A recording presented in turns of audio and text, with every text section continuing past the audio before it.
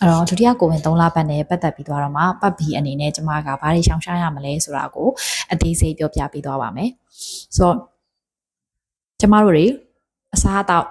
အနေအထိုင်စီဝါလှုပ်ရှားမှုတွေပေါ့နော်ဒါမျိုးတွေနဲ့ပတ်သက်ပြီးတော့ပြောပြပေးသွားမယ်အစားအသောက်အနေနဲ့ဆိုလို့ရှိရင်မကြက်တကြက်စားချက်ထားတဲ့ကြက်ဥငုံဥပေါ့နော်ဥအမျိုးမျိုးမကြက်တကြက်အသားတွေအကင်တွေပေါ့နော်ဒါမျိုးတွေသတိထားပြီးစားတဲ့နဲ့နောက်တစ်ခုကကြတော့ no ပေါ့နော် no ဆိုလို့ရှိရင်လည်းတေချာလေးကြိုချက်ထားတဲ့ pasteurized milk ပေါ့ကျမတို့ ready ဝယ်တောက်လို့အနေထားဝယ်တောက်လို့ရတဲ့အနေထားတွေရှိတယ် cheese တွေဆိုလို့ရှိရင်လည်း pasteurized လောက်ထားပြီးသားဟာတွေမှာပဲကျမတို့စားလို့တောက်လို့ရပါမယ်နောက်တစ်ခုကတော့ caffeine ပေါ့နော် coffee ဆိုလို့ရှိရင်လည်းကျမတို့တစ်ခွက်လောက်ပဲအများဆုံးတောက်လို့ရမယ်တစ်ခွက်နှစ်ခွက်လောက်ထိရရဲဆိုပေမဲ့ကျမကတော့တစ်ခွက်ပဲတောက်လို့ရတယ်လို့ပဲsuggestion ပေးပြရစီနောက်တစ်ခုကတော့တင်မော်ဒီတို့နောက်တစ်ခုကကြတော့နက်နက်သီးတို့ပေါ့နော်တင်မော်ဒီဆိုလို့ရှိရင်လည်းတဲ့တင်မော်ဒီအစိမ်းတွေစားတာမျိုးတွေကိုသတိထားပြီးတော့စားစီခြင်းနဲ့ကလေးစိုးပြီးတော့မှမွေးဖွားတာမျိုးတွေကိုပို့ပြီးတော့ဖြစ်စေတဲ့အတွက်ကြောင့်ပါနောက်တစ်ခုကတော့နက်နက်သီးပေါ့နော်နက်နက်သီးကိုလည်းပမာဏအများကြီးစားတာမျိုးမဖြစ်စေချင်ပါဘူးနောက်တစ်ခုကတော့ကျမတို့ရှောင်ရမယ့်အစားအစာတွေမှာစပစ်သီးပေါ့နော်စပစ်သီးဆိုလို့ရှိရင်လည်းကျမတို့တွေကဒီပိုးမွှားတွေကိုတတ်တယ်ပေါ့နော်ဆေးဖြန်းတဲ့ဟာမျိုးတွေများတဲ့ဟာမျိုးဖြစ်တဲ့အတွက်ကြောင့်မလို့တတိသားလေးမှာထိခိုက်မှာဆိုလို့အများကြီးမစားစေချင်ပါဘူးနောက်တစ်ခုကတော့ဆူရှီပေါ့နော်ဆူရှီဆိုလို့ရှိရင်လည်းကျမတို့တွေကကိုအိမ်မှာပေါ့နော်တေချာလေးချက်ပြုတ်ထားတဲ့အသားပါဝင်တဲ့ဆူရှီမျိုးဆိုလို့ရှိရင်စားလို့ရတယ်ဒါဆိုင်မှာဆိုလို့ရှိရင်လည်းတေချာလေးချက်ပြုတ်ထားတဲ့ဆူရှီဆိုလို့ရှိရင်စားလို့ရတယ်သူကအစိမ်းတို့မကြက်တကြက်တွေဒါမျိုးတွေပါတဲ့ဆူရှီတွေတော့ရှောင်ရှားစေချင်တယ်ပေါ့ဒီတော့တည်းမှာဆူရှီမစားဘူးကိုလည်းကျမအကြံပြုတာပေါ့နော်နောက်တစ်ခုကကြတော့ဒါဆေးဝါးအနေနဲ့ဆိုလို့ရှိရင်ကျမတို့တွေကကိုယ်ဝင်ဆောင်အတော်တက်မှာကျမတို့တွေကကိုလက်နာကျင်တာတွေကြိုက်ခဲတာတွေပေါ့နော်ဒါမျိုးတွေဖြစ်တတ်တယ်ဒါကြောင့်မလို့ကျမတို့ကိုလက်နာကျင်တာမျိုးတွေရှိတဲ့အတွက်ကြောင့်မလို့ကျမတို့အကြိုက်ခဲပြောက်ဆေးတောက်လိုက်မယ်ဆိုင်ရနေပဲဝယ်ပြီးတော့တောက်လိုက်မယ်ဒါမျိုးတွေကိုမလုပ်စေချင်ဘူးပေါ့နော်ကျမကကြံပြုချင်တာကတော့ဒါအကြိုက်ခဲပြောက်ဆေးတောက်မယ်ဆိုလို့ရှိရင်သတိထားပြီးတော့တောက်စေချင်ပါတယ်အဲ့တော့ပါရာစီတမောဆိုလို့ရှိရင်တော့ဒါသတိထားပြီးတောက်လို့ရမယ်အနေအထားမှာရှိတယ်ပေါ့နော်နောက်တစ်ခုကကျတော့ကျမတို့တွေကဒီherbals တွေပေါ့နော် herbal tea တွေနောက်တစ်ခုကတော့ဒီဘာလို့ရှိရမလဲဆိုတော့မြန်မာဆေးတွေပေါ့ဒါမျိုးတွေဆိုလို့ရှိရင်လည်းသတိထားပြီးတော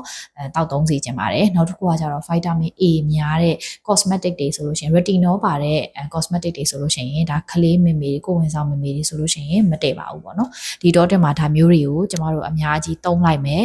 ပြီးတော့တောက်ဆေးတွေမှာပါသွားမယ်ဆိုလို့ရှိရင်ခလေးလေးကိုထိခိုက်ပျက်စီးစေပါတယ်နောက်တစ်ခုကကျတော့ကျမတို့အလေးအထအနေနဲ့ဆိုလို့ရှိရင်ဆေးလေးတောက်သုံးခြင်းကိုလုံးဝရှောင်ရှားတဲ့နဲ့အဲ့တော့ဆေးလေးတောက်တဲ့သူမဟုတ်ဘူးဆိုလို့ရှိရင်တော့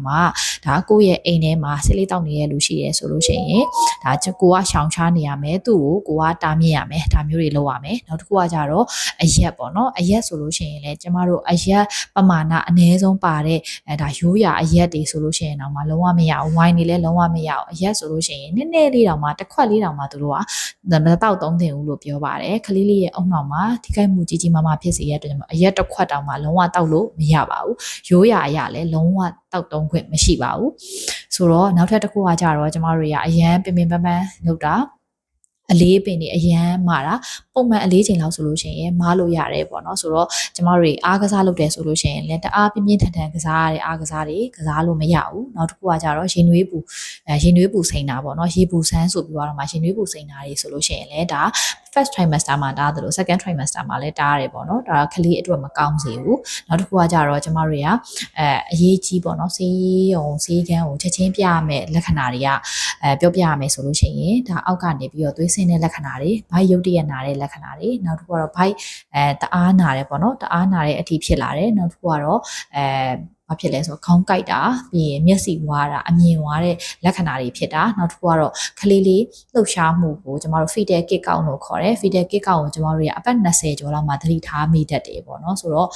fetal kick count ကကျမတို့ရဒီ2နာရီအတွင်းမှာ10ချိန်လောက်ခလေးလေးကလှုပ်ရှားတဲ့နဲ့2နာရီတော့အတွင်းမှာ10ချိန်လောက်မလှုပ်ရှားဘူးတိတိတသားနေသွားတယ်ဆိုလို့ရှိရင်လည်းဈေးရုံဈေးကန်းချက်ချင်းပြတက်ပါတယ်နောက်တစ်ခုကကြတော့မျက်နာတွေလက်တွေပေါ့နော်ရောင်ကိုင်းလာတယ်ဆိုလို့ရှိရင်လည်း